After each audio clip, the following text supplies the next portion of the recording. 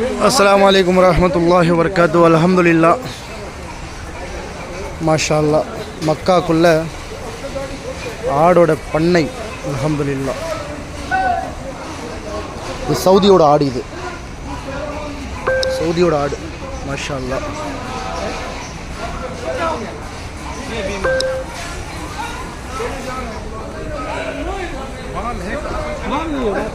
அல்ஹம்துலில்லாஹ் பெரிய ஒரு இடம் மக்காவோட